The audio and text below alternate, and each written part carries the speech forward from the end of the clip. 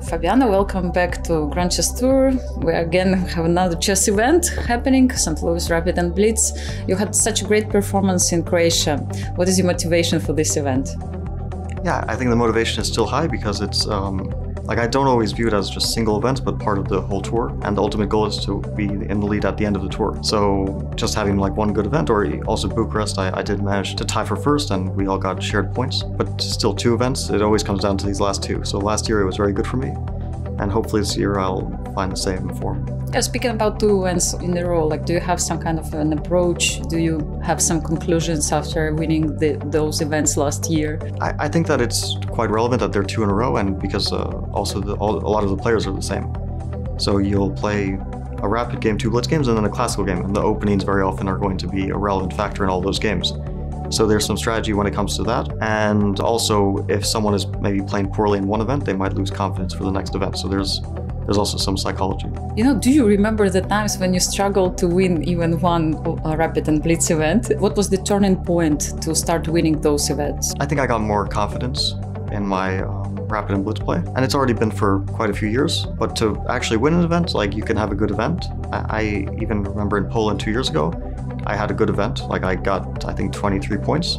23 points could even be a winning score sometimes, or sometimes second place. It's a very decent score, but it was only enough for 4th place because everyone was having, it was 23, 23 and a half, 24, and then Jan-Krzysztof Duda was 24 and a half points and he won. So it was very, very tight race. So there's also this element of yeah, you're playing well, but other guys are also playing well and maybe it's not enough. And last year it wasn't enough for me, even though everyone was a little bit shaky. I'm sure you remember how in the last round Maxime could have beaten me and tied, but I got this very lucky break that he just blundered and he touched a piece and then he realized his blunder immediately, and then but it was too late. He already touched the piece. So of course Zagreb was my best performance by far, not even close. It was my best Rapid, Blitz, maybe not the best, but still a good Blitz performance. So hopefully I can continue that. It's a lot of the same guys again. It's like Jan and Ali Reza and Wesley, and we have all the same kind of tour participants with a few changes. So it'll almost feel like an exact repeat of the last over-the-board tournament that I played.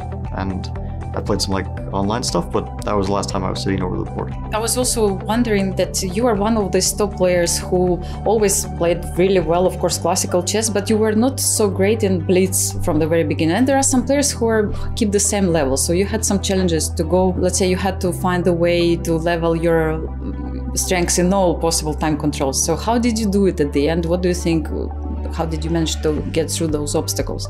And who do you think these days have to go through the same challenges from the top players? Yeah, it's interesting. Of course, all the top players, maybe there's some differences, but if you think of, I don't know, Gukesh, who's a fantastic classical player, might be world champion, but you don't think of him as the best in the world in Rapid or Blitz, but still he's very strong. So it's very small differences, and sometimes people, I think, overestimate or underestimate the differences. But when it comes to my performances, I think I always had some good performances sometimes. In the World Rapid in 2014, I got the silver medal, but there was a lot of inconsistency. So I could have a good event and then I could have a very bad event. And when it comes to the Grand Chess Tour specifically, you have to have consistency because we're playing 27 games. And in 27 games, you can't have one bad day. It just ruins your whole event. Even one bad Blitz day, we saw it last year, Maxime was doing very well the whole event, and then he had one bad day in Blitz, and he wasn't able to win the tournament because of that. So once I found some more consistency, I was able to increase my performances a bit and to win tournaments, which is, you really need the consistency for that. And also one psychological factor which I improved was that if I lose games, I don't get too emotional, which I used to. So I don't get, what they say is tilted, right? I don't get tilted anymore. If I lose a game, it doesn't affect my mood. So I'm able to play the next game without being too upset.